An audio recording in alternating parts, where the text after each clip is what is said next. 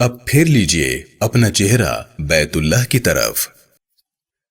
ہجرت سے پہلے رسول اللہ صلی اللہ علیہ وآلہ وسلم مکہ مکرمہ میں بیت اللہ کی طرف منہ کر کے نماز اس طرح ادا کرتے تھے کہ کعبہ اور بیت المقدس دونوں ایک ہی سمت میں ہوتے تھے۔ مدینہ منورہ بیت المقدس اور بیت اللہ کے درمیان واقع ہے۔ مدینہ منورہ آنے کے بعد رسول اللہ صلی اللہ علیہ وآلہ وسلم نماز ادا کرتے ہیں تو آپ کا رخ انور بیت المقدس کی جانب اور پشت بیت اللہ کی طرف ہوتی ہے۔ بیت المقدس جسے بیت المقدس بھی کہا جاتا ہے مدینہ منورہ کے شمال میں، جبکہ بیت اللہ جنوب میں واقع ہے۔ مدینہ منورہ سے بیت المقدس 332 ڈگری پر اور بیت اللہ 175 ڈگری پر واقع ہے۔ رسول اللہ صلی اللہ علیہ وآلہ وسلم کو مدینہ منورہ میں رہتے ہوئے 16 مہینے گزر گئے ہیں۔ یہودی مسلمانوں کے بیت المقدس کی طرف منہ کر کے نماز ادا کرنے کو اپنے دین کی پیروی کرنا سمجھتے اور فخر کرتے ہیں۔ وہ کہتے ہیں کہ مسلمان ہمارے قبلے کی طرف منہ کر کے نماز ادا کرتے ہیں۔ اس زمانے میں سمت کا فیصلہ دن میں سورج کو دیکھ کر اور رات میں ستاروں کو دیکھ کر کیا جاتا ہے، یعنی سمت کا فیصلہ کرنے کے لیے بار بار آسمان کی طرف دیکھا جاتا ہے۔ بیت اللہ اللہ کے نبی حضرت ابراہیم علیہ السلام کا قبلہ ہے۔ اسی وجہ سے رسول اللہ صلی اللہ علیہ وآلہ وسلم کی دلی خواہش ہے کہ بیت اللہ ہی مسلمانوں کا قبلہ ہو۔ رسول اللہ صلی اللہ علیہ وآلہ وسلم اس کے لیے دعا مانگتے رہتے ہیں۔ رسول اللہ اسی امید سے دعا مانگتے ہوئے آسمان کی طرف بار بار دیکھتے ہیں۔ 15 رجب سن 2 ہجری پیر کے دن رسول اللہ بشر بن برا بن معرور کے گھر موجود ہیں۔ بشر نے رسول اللہ کو کھانے کی دعوت پر بلایا ہے۔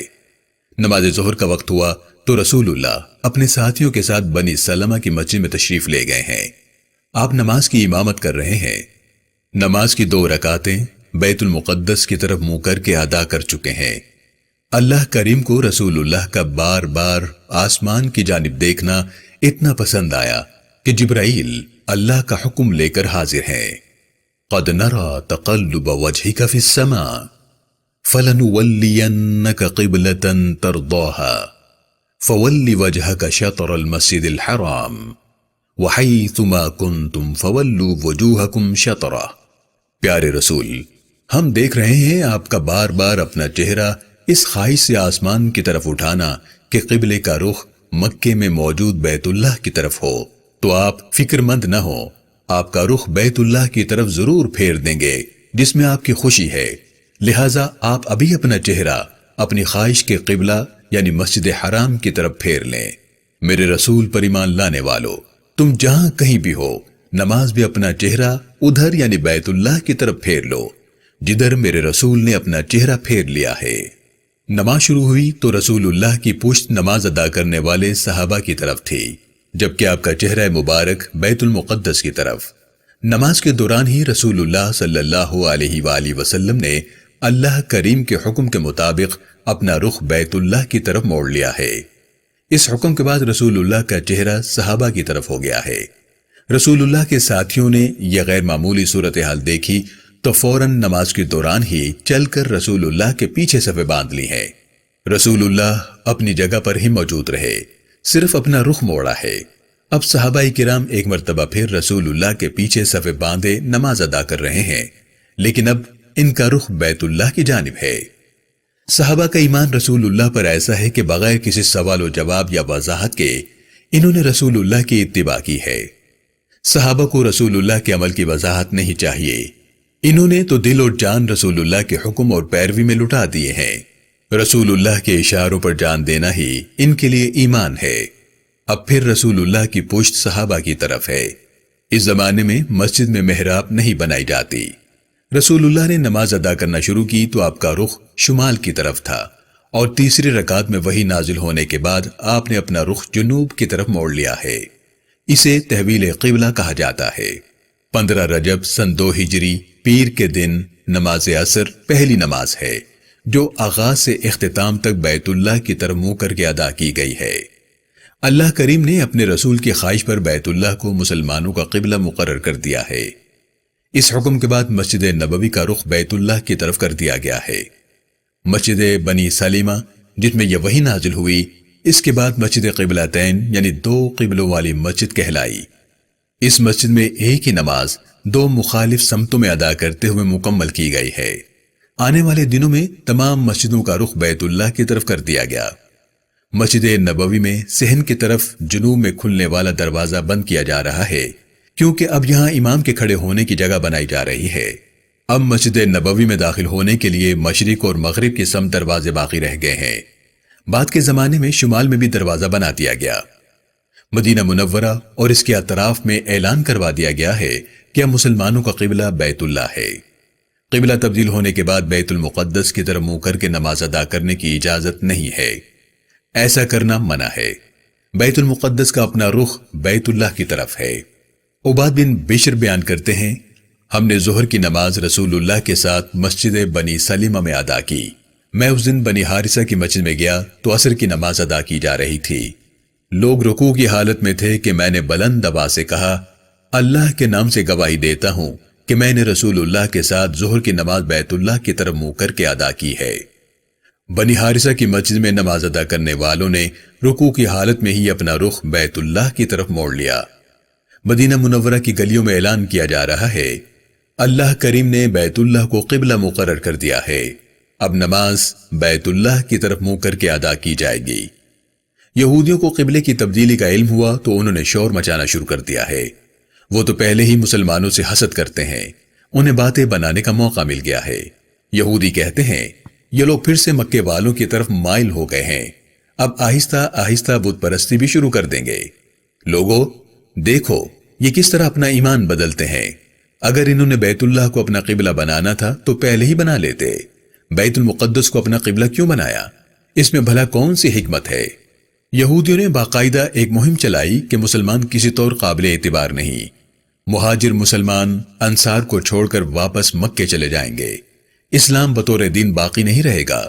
یہودی یہ بات اوس اور خزرج کو سمجھا رہے ہیں، اب بھی وقت ہے، مسلمانوں سے تعلق توڑ لو، ہم صدیوں سے تمہارے ساتھ ہیں، ہمارا اور تمہارا وطن ایک ہے، مسلمان زیادہ دیر یہاں رکنے والے نہیں، تمہیں جلد ہی ہماری ضرورت پڑے گی، جتنی جلدی سمجھ جاؤ گے اتنا ہی بہتر ہے، مسلمانوں کے ساتھ مل کر اپنا نقصان کیوں کر رہے ہو؟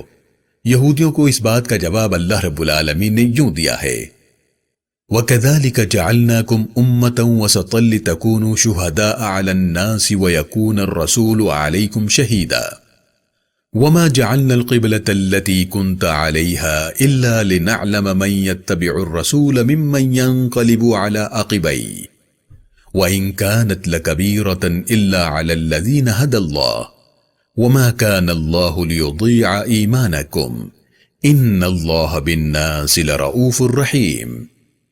میرے رسول پر ایمان لانے والو، جس طرح ہم نے اپنے رسول کو قبلہ عطا کیا ہے اسی طرح ہم نے تم کو افضل امت بنایا ہے تاکہ تم لوگوں پر گواہ بنو اور رسول تمہارے نگہبان و گواہ ہوں۔ پیارے رسول، آپ پہلے جس قبلے یعنی بیت المقدس پر تھے وہ ہم نے اسی لیے بنایا کہ دکھا دیں کہ کون آپ کی پیروی کرتا ہے اور کون الٹے پاؤں پھرتا ہے۔ ہم دیکھنا چاہتے ہیں کہ کس کے لیے میرے رسول کا حکم ماننا ہر چیز سے بڑھ کر ہے۔ قبلے کی تبدیلی کا یہ عمل مومن اور منافق کی پہچان کروا دے گا۔ بے شک یہ تبدیلی منافقوں کے ذہنوں پر بہت گراں اور بھاری ہے، مگر ان لوگوں پر نہیں جنہیں اللہ نے ہدایت دی۔ یا اللہ کی شان نہیں کہ ایسی آزمائش سے ماننے والوں کا ایمان ضائع کر دے۔ بے شک اللہ لوگوں پر بہت ہی مہربان اور رحم کرنے والا ہے۔ یہودیوں کا ایک وفد رسول اللہ کے پاس آیا ہے۔ اس وفد میں شامل لوگوں کے نام کچھ یوں ہے: رفاع بن قیس، فردم بن عمر، کعب بن اشرف، رافع ابن ابو رافع، حجاج بن عمر، ربی ابن ابو ربی، کنانہ بن ربی اور ابی الحقیق کے بیٹے۔ انہوں نے رسول اللہ سے کہا ہے کہ آپ کا دعویٰ ہے کہ آپ اللہ کے نبی ابراہیم علیہ السلام کی ملت اور انہی کے دین پر ہیں۔ آپ ہمیں بتائیے کہ آپ نے اپنا قبلہ کیوں بدلا ہے جس کی طرف منہ کر کے آپ نماز ادا کرتے ہیں؟ آپ پھر سے بیت المقدس کو اپنا قبلہ بنائیں۔ اگر آپ ایسا کریں گے تو ہم سب یہودی قبیلے آپ کی پیروی اور آپ کی نبوت کی تصدیق کریں گے۔ اللہ نے رسول اللہ کو بتا دیا ہے کہ یہودیوں کی یہ پیشکش خلوص سے نہیں ہے، وہ تو رسول اللہ کو آزما رہے ہیں۔ فرمایا وَإِنَّ الَّذِينَ أُوتُوا الْكِتَابَ لَيَعْلَمُونَ أَنَّهُ الْحَقُّ مِنْ رَبِّهِمْ وَمَا اللَّهُ بِغَافِلٍ عَمَّا يَعْمَلُونَ۔ پیارے رسول، بے شک وہ لوگ جنہیں کتاب دی گئی وہ یقینی طور پر جانتے ہیں کہ قبلے کی یہ تبدیلی ان کے رب کی طرف سے برحق ہے، لیکن یہودی آپ سے تعصب رکھتے ہوئے اس پر اعتراض کرتے رہیں گے۔ اللہ ان کے کاموں سے بے خبر نہیں ہے۔ پھر اللہ نے اعلان فرمایا، وَلَئِنْ أَتَيْتَ الَّذِينَ أُوتُوا الْكِتَابَ بِكُلِّ آيَةٍ مَا تَبِعُوا قِبْلَتَكَ وَمَا أَنْتَ بِتَابِعٍ قِبْلَتَهُمْ وَمَا بَعْضُهُمْ بِتَابِعٍ قِبْلَةَ بَعْضٍ وَلَئِنِ اتَّبَعْتَ أَهْوَاءَهُمْ مِنْ بَعْدِ مَا جَاءَكَ مِنَ الْعِلْمِ إِنَّكَ إِذًا لَمِنَ الظَّالِمِينَ۔ پیارے رسول، اگر آپ اہل کتاب کے پاس ہر طرح کی نشانیاں لے آئیں تو وہ پھر بھی آپ کے قبلے بیت اللہ کی پیروی نہیں کریں گے۔ نہ ہی یہ ممکن ہے کہ اللہ کی طرف سے جو علم آپ کے پاس آ چکا ہے اس کے بعد آپ ان کے قبلے بیت المقدس کی پیروی کریں۔ ان کی یہ ضد صرف آپ کے ساتھ نہیں بلکہ یہودی اور مسیحی یعنی عیسائی ایک دوسرے کے قبلے کی پیروی کرنے کو بھی تیار نہیں ہے۔ میرے رسول پر ایمان لانے والو، اگر تم نے قرآنی علم آ جانے کے بعد ان یہودیوں کی خواہشوں کی پیروی کی تو تم ظالموں میں سے ہو جاؤ گے۔ قبلے کی تبدیلی۔ ظہر کی نماز شروع ہوئی تو رسول اللہ کا چہرہ مبارک بیت المقدس کی طرف تھا۔ رسول اللہ کی امامت میں نماز ادا کرنے والوں کا چہرہ بھی بیت المقدس کی طرف تھا۔ 2 رکعت ادا کرنے کے بعد وحی نازل ہونے پر رسول اللہ صلی اللہ علیہ وسلم نے اپنا رخ اور اپنا چہرہ بیت اللہ کی طرف موڑ لیا۔ نماز کی تیسری اور چوتھی رکعت میں رسول اللہ کا چہرہ مبارک بیت اللہ کی طرف ہے۔ رسول اللہ کی امامت میں نماز ادا کرنے والوں نے چل کر ایک بار پھر رسول اللہ کے پیچھے کھڑے ہو کر صفیں بنا لی ہیں۔ وحی نازل ہونے کے بعد رسول اللہ کی امامت میں نماز ادا کرنے والوں کا چہرہ بھی بیت اللہ کی طرف ہو گیا ہے۔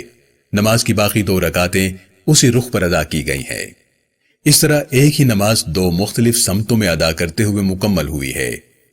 یہاں یہ بات قابل ذکر ہے کہ قرآن مجید میں بہت سی جگہوں پر اللہ کریم نے رسول اللہ سے پوچھے جانے والے سوالوں کے جواب خود دیے ہیں۔ اس طرح اللہ رسول اللہ کی عظمت کا اظہار فرما رہا ہے۔ سن 2 ہجری میں ہی رمضان کے روزے فرض کیے گئے ہیں۔ اسی سال عید الفطر منائی اور عید کی نماز پہلی مرتبہ ادا کی گئی ہے۔ عید کی نماز سے پہلے صدقۃ الفطر ادا کرنے کا حکم اسی سال نافذ ہوا ہے۔ نماز کی رکعتوں کی تعداد اسی سال بڑھائی گئی ہے۔ زکوٰۃ کا جامع نظام یعنی 2.5% اسی سال سے شروع ہوا ہے۔ قصاص یعنی قتل کا بدلہ اور دیت کا قانون بھی اسی سال اپنایا گیا ہے۔ اللہ رب العالمین نے یہ اعلان کر دیا ہے کہ قتل کا بدلہ قتل اصل میں زندگی کی ضمانت ہے۔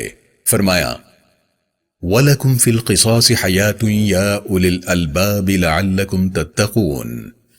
عقل اور سمجھ رکھنے والو، قصاص یعنی خون کا بدلہ لینے میں تمہاری اجتماعی زندگی کا تحفظ ہے۔ اللہ نے قصاص فرض کیا ہے تاکہ تم قتل و خوریزی سے بچو اور لا قانونیت پر قابو پایا جا سکے۔ رسول اللہ صلی اللہ علیہ وآلہ وسلم کے زمانے سے 1000 سال قبل طبہ شاہ یمن یثرب آیا تو اس نے وادی عقیق میں قیام کیا۔ یہاں قیام کے دوران اس نے ایک کنواں کھدوایا۔ رسول اللہ کی ہجرت سے پہلے اس کنویں کو بیر الملک کہا جاتا تھا، بعد میں اسے بیر روما کہا جانے لگا۔ رسول اللہ ہجرت کر کے مدینہ منورہ آئے تو اس کنویں کی ملکیت ایک یہودی کے پاس ہے جو پانی بیچتا ہے۔ رسول اللہ نے فرمایا ہے، جو بیر روما کنواں خرید کر وقف کرے گا اللہ اس کی مغفرت فرمائے گا۔ رسول اللہ کی ہدایت پر حضرت عثمان بن عفان رضی اللہ تعالیٰ عنہ نے یہ کنواں 35,000 درہم میں خرید کر لوگوں کے لیے وقف کر دیا ہے۔ اب لوگ اس کنویں سے پانی مفت حاصل کرتے ہیں۔ اب اس کنویں کو بیر عثمان کہا جانے لگا ہے۔ یہ کنواں مسجد قبلتین کے شمال مغرب میں واقع ہے۔ آج کل یہ کنواں خشک ہے، البتہ اس کے بالکل قریب ایک ٹیوب ویل موجود ہے۔